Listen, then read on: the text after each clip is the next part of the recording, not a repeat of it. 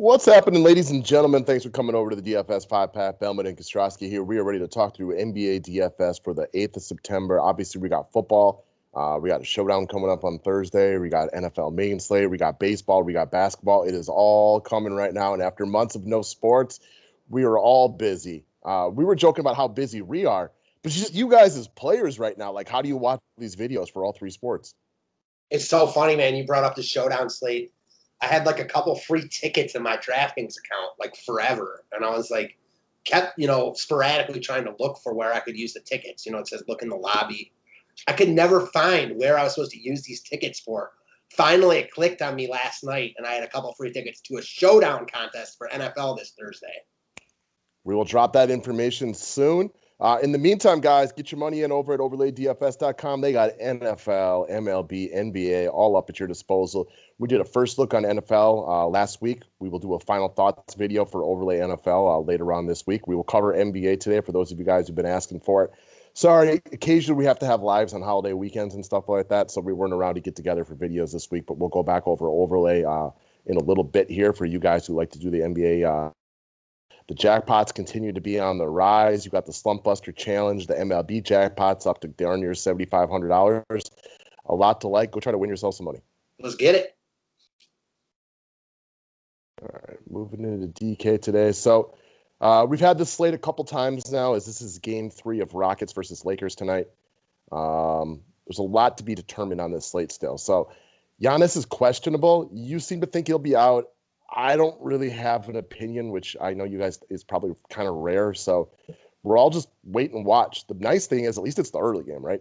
Yeah, and listen, I think he'll be out, but that's just me guessing. I have no idea. Yeah, I have almost less of an opinion on this than I do I can really think of anything else. So we'll watch for this one, but at least it's the first game, and then we'll kind of know, which is, good for all you players. Mm-hmm.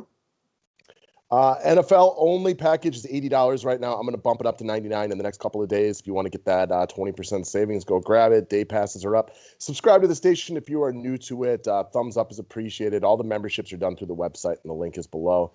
Let's start with Rajon Rondo, who we both agreed. This is where you start your lineups today. I don't care if Giannis is in or if Giannis is out. This is the first guy that I am locking in for my money. I was a little flabbergasted last time out that he was only like 50% owned. I expect that to be on the rise today, coming off of an even better game, still below 4K. The other thing that you may not, I don't know if you haven't watched the games, like they're giving him the Dort treatment. What I mean by that is they are letting him have whatever they want offensively and trying to make him beat them. Well, that's just great for his DFS points. I mean, he had that game-sealing jumper at the end of last game. It was almost like he didn't skip a beat. Came out playing like he hadn't missed a game. I mean, there's not a lot not to like here at this price point. The ultimate cog in the machine on a slate and in the playoffs where there just hasn't been much value. Rondo could easily be 4,900 and in play on this slate simply because of the lack of value at an under 4K price point when most of the other guys under 4K, you're not sure, if they're going to play over 10 minutes. Rondo looks great here. Yeah, they tried to set a minutes limit for him of about 25 minutes. But another good point for him is like he played 29 last game because it was competitive. Like, yes, they want to keep him to 25 minutes, but he's out there in crunch time for them right now. And the Lakers role players, like after LeBron and AD, there's like an argument who are their third and fourth and fifth best players. Like clearly Rondo is part of their plan moving forward.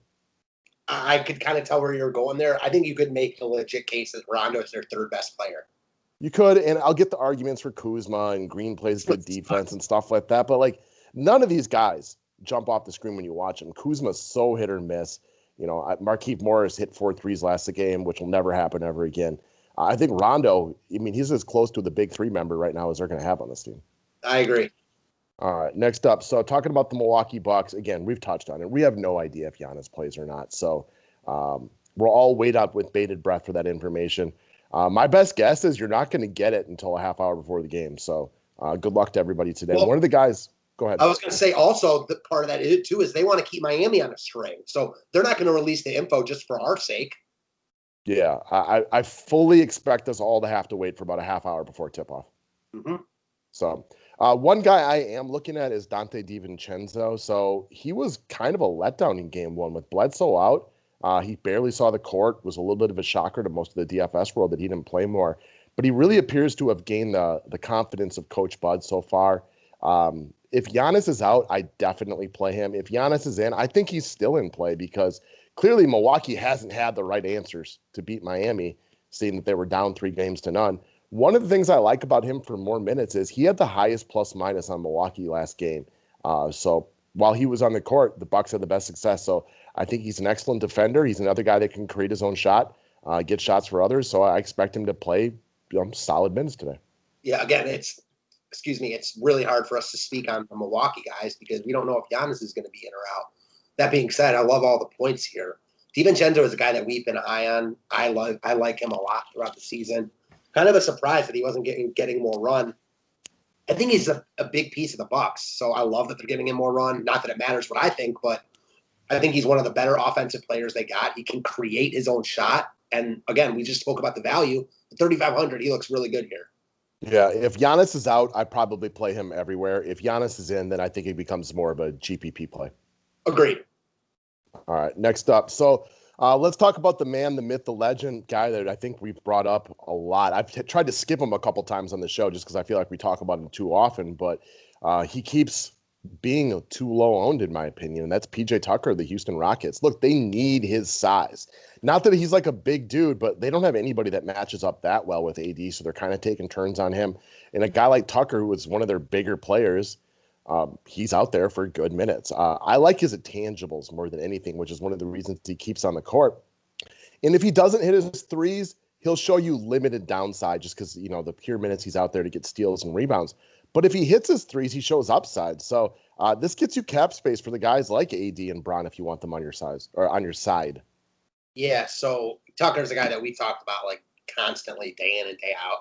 I keep opening these slates thinking that he's going to be like priced up to like close to 6K, but still under 5K, even when you've got a guy like Jay Crowder who's almost $1,000 more now. So the price is obviously not as desirable as it's been, but he's just continued to play well. And this is like his spot. These are the games where he thrives in, as opposed to like a regular season game against the Hornets that might not mean anything.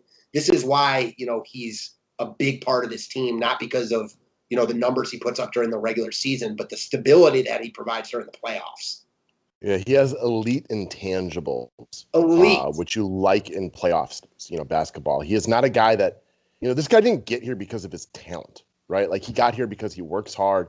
He's got that Jimmy Butler, Kobe Bryant type of just work ethic. Now, he doesn't have their ability to beat guys off the dribble or anywhere near the offensive arsenal that elite players like that are going to have, but he's on the court a lot because his spirit, his will, his size, and the fact that he's more than fine doing all the dirty work and then just sitting there in the corner and taking, quarter threes. Mm-hmm. All right. Last up, let's go to Jimmy Butler. So we talk about Butler a lot too throughout the playoffs. He's been good for the most part, but he's really on this track where like he seems to go back and forth between being aggressive and being more of like a passive, include your teammates type of player.